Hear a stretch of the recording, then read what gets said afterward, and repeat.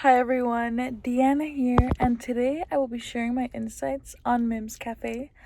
So the main thing going on with Mims Cafe, it's that it is a Middle Eastern slash American cafe. So not only will you find authentic Middle Eastern food, but you also find things like sandwiches, soups, fries, things like that. Something else that stood out to me from Mims is their prices. About 50% of the items on the menu were around $9, and the rest was within $10 through $18. Something else that I thought was cool was that they have catering, and that's also very affordable. That ranges from $13 to $16. Something else that I thought was cool is that Mims is associated with DoorDash and Uber Eats. That really surprised me. I kind of took Mims Cafe for a more local, more traditional style cafe, but when I saw that they were associated with these two companies, I was like, that's cool. That's very cool. I also saw that they have an Instagram, but they're not very active on it. Same with the Facebook. They have a Facebook but the last time that they posted was more than a year and a half ago on both. Also, something else that stood out to me from Mims is that they have a web page, but it's kind of boring. It's very bland. Everything is white. The pictures on the website look like somebody took them with their phone. Didn't really get fun professional angles. Something else about Mims is that they're open Monday through Saturday, 10 a.m. to 11 p.m. So you can go for brunch, for lunch, or for dinner. Another thing about Mims that I saw is that they have a lot of students during lunchtime.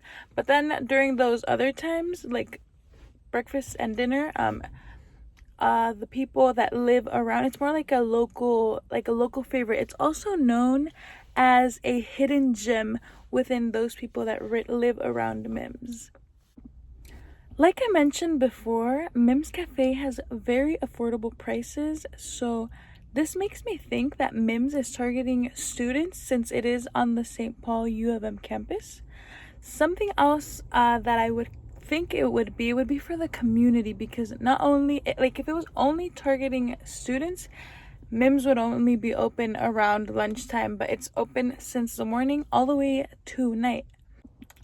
An example of how Mims uses different channels, I would say, is how they are associated with DoorDash and Uber Eats. I say this because this makes Mims appear on when somebody looks up Uber Eats, like what's near Mims pops up. So even though it's more like a delivery situation, they do get the advertising from that delivery, if that makes sense. Also, they have Instagram and Facebook, like I said, but they're not active. They could be active, and that I would mention that as a different channel. They also have a website. A service that I would highlight to make a new campaign with Mims is their catering. I thought it was super dope how they keep prices low, especially within a community where there is so many students. So the campaign that I would suggest would be making sure Mims is a lot more connected to the events going on at the U of M, so the U of M is able to get more catering from them, because not only is it affordable food, but it's also Middle Eastern authentic food.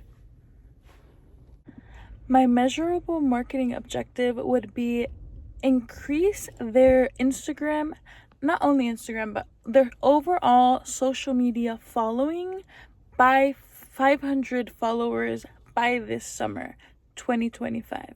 Let's say August 2025.